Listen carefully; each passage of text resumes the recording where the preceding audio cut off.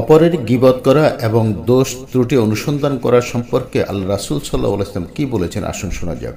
হযরত Abu Berjaya আসলামী রাদিয়াল্লাহু তাআলা আনহু বর্ণনা করেন যে রাসূল সাল্লাল্লাহু আলাইহি ওয়াসাল্লাম ইরশাদ করিয়াছেন, হে লোক সকল, তোমরা যাহারা কেবল মুখে ঈমান আনিয়াছ, অন্তরে এখনো ঈমান প্রবেশ করে নাই, মুসলমানদের গীবত করিও না এবং তাহাদের দোষ ত্রুটির পেছনে পড়িও না।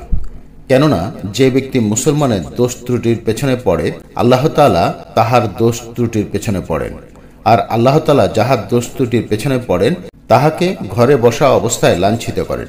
আবু দাউদ শরীফের হাদিস। আল্লাহ রাসূল সাল্লাল্লাহু আলাইহি ওয়াসাল্লাম অপর এক হাদিসে বলেছেন, যে ব্যক্তি অপর মুসলিম ভাইয়ের গীবত করে সে যেন তার মৃত ভাইয়ের গোশত ভক্ষণ করে। নাউজুবিল্লাহ মিন জালিক।